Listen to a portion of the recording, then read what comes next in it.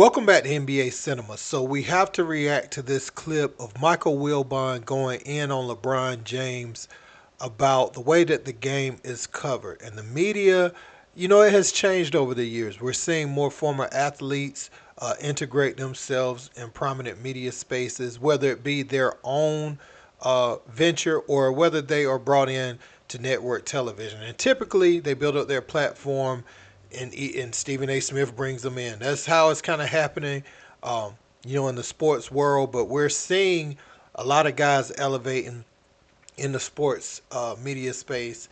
And LeBron, he said that Anthony Edwards was right on when he said he don't want to be the face of the league because of the way it's covered. Now, there are many rebuttals to that. There are many things to support that. We're going to get into Mike Wilbon's commentary first.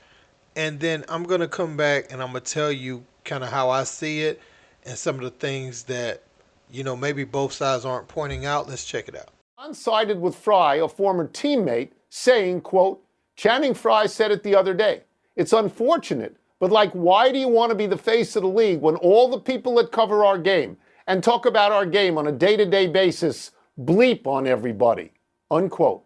Wilbon, do you agree with LeBron? Mostly no, but there's a lot of layers here. And there's some stuff I might agree with him. And I watched Channing Frye have this rant, and it was insightful. And I disagree with Channing, who I know and like tremendously. And if I was sitting with Channing and or LeBron, I would say, hold on for a second. First of all, we live in a world now in which those guys, and particularly LeBron, they know how to use and manipulate social media, but it goes both ways. It cuts both ways. And that's where a great part of the negativity is. All right? So you engage in this. We live in a world that is largely negative, having nothing to do with sports. That's the world we live in and you live in it. And in LeBron's case, though, when you've been praised justifiably, you've earned the praise and the hundreds of millions of dollars that have started since you were 8 years old. When you put a crown on your head, do you actually believe that the rest of us are just in your kingdom to serve you? Sorry, there's criticism that comes with that. There's comparison that comes with that. I don't know that LeBron feels this way because I haven't asked him. I'd like to ask him. Is he referring to the constant comparisons of Michael Jordan? Because if he doesn't like that, too damn bad. The comparison, the constant attention, that's how you get all that money. It doesn't come from fannies and seats. Yeah. It comes from attention and eyeballs and viewership and listenership and all of that, Tony. And I just wonder, really, do you think that we're supposed to just be there in public relations terms? We're not on your payroll. We're not there just to praise you. On First Take, my day job on ESPN earlier this morning, and I spoke about this, and I felt the need to elaborate even further because a couple of people text me and pissed me off, and they know who they are. People close to LeBron James talking to me. Come on, y'all. I mean, it's got to a point where this LeBron sensitivity is just beyond the pale. You call him the second best player in the history of the game, you're insulting him because you said he's not the GOAT. Okay, guys, so I'm going to give you my thoughts on this. I think LeBron is probably at an all-time height of sensitivity in his career because of his son and everything that's happened with him this year. LeBron saying that he's better than some players in the league and people holding him to that when Bronny gets to the league and he's not as good as those players he was talking about. And I think, you saw him unfollow Kendrick Perkins, not talking to Kendrick Perkins no more, not talking to Rachel Nichols anymore because she had an opinion about LeBron. And you saw Stephen A. Smith there. He gets a phone call because of a media narrative he put out. And we saw even Michelle Beadle said that she also received calls where LeBron's trying to get her. She even got a message on on Instagram, where LeBron said, "Why you so mean to me?" And then it was stuff behind the scenes trying to get her fired, according to her. So LeBron and a lot of the players are talking about the way the media covers the game. And they'll say that a Michael Jordan wasn't under that level of scrutiny or no one in the past. I would argue Bill Russell, all those athletes during that time, it's much more pressure than this. Just some social media trolls talking, or some racist people that could really do some bodily harm to you, burning crosses in your yard, different stuff like that.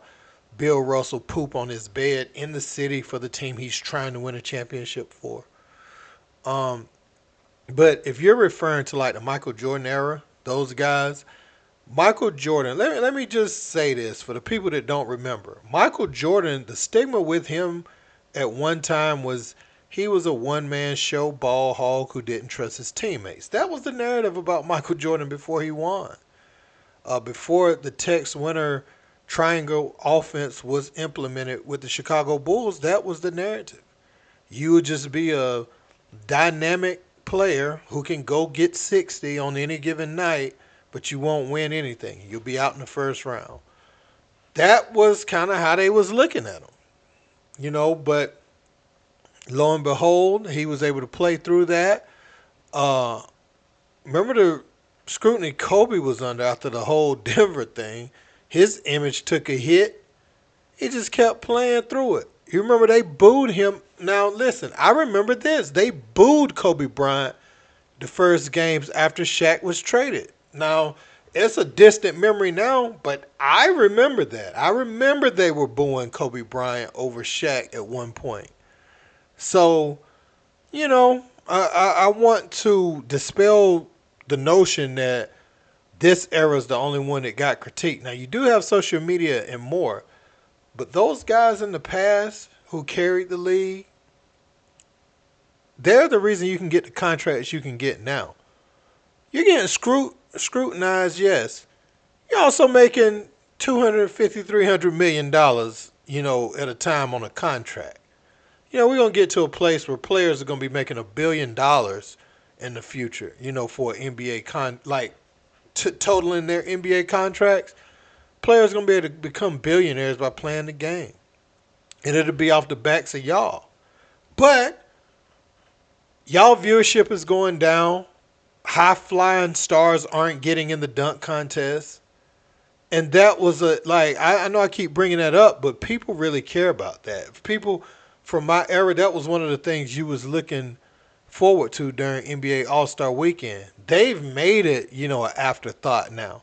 We love Levine. We love Aaron Gordon. Those are some of the greatest dunks you'll ever see. It would mean much more if it was Anthony Edwards, John Morant, if it was LeBron James back anywhere from 03 to 09. Would have meant a whole lot to see him do it. Just means more. At the time when Vince Carter did it, it meant a lot because he was the next up-and-coming thing in the league, fresh out of North Carolina. So, bald head, 6'6", the Jordan comparison because of the school they went to and all that, it meant a lot at that time. So, I say all that to say there's some legit gripes that the media has about the game. Now, do I feel like some of it is just shock content? Am I tired of the GOAT debate every single day? Yeah, it's tough for me to watch it. I only see clips online now because I can't take another GOAT debate. If you feel one way or the other, there's no convincing the other person at this point. I think the next time we should have the GOAT debate is at the end of LeBron James' career. We can't have it after he dropped 50 one night or 45 and say, so LeBron has added to his all-time leading total of points. Is he the GOAT now?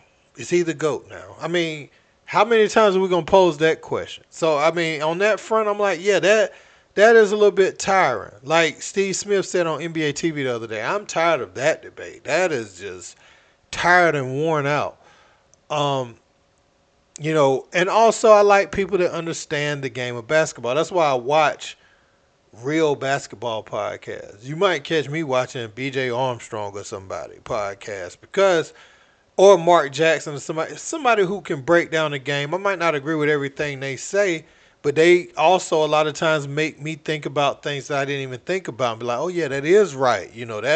That makes sense because they know the game and they're not doing it for clicks per se. They're giving you a purist take on the game of basketball. But now We also have to look at what Stephen A. and those guys have brought as far as viewership and eyes to the NBA.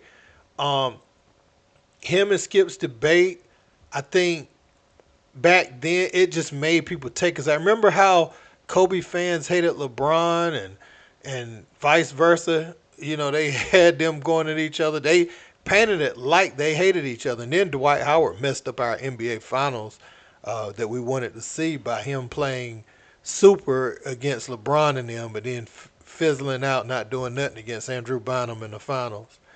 But yeah, I just want to say that like these media narratives, it has become that, and so with that, there's been a lack of respect for the game. You just kind of like who you like and disrespect anybody you don't like, and that shouldn't be the way the game is presented either. I just think the players, you know, they are getting the money. They're getting heavily compensated, and they don't need to be complaining about this. Anthony Edwards don't want to be the face of the NBA. Cool. You know, he was embracing the Michael Jordan comparisons. You said you was like 84 Mike. You said that just last year. So, you know, when it comes time to be that, don't run from it. But again, I mean, he may not be the face of the league. You got to continue to get better. You're a 3-point settling guy right now. And Shea, while y'all were close last year, Shea has lapped you and left you as a player. So now you got to go back to the drawing board and figure out how to play again. You know, to be consistent, to be in the upper echelon of players. John Morant's taking a step back. Uh, you know, and so yeah, man, I just wanted to talk about all these. I could go on and on about this topic, but I do feel the players are a little too sensitive from my view. And I think, you know, you eat off what the attention the media brings. People galvanize behind you because someone like Stephen A says what he says or Skip says what he says. And it makes them want to support you more. So that's my thing. It kind of works both ways, like Wilbon said, man. But let me know what you guys think in the comments.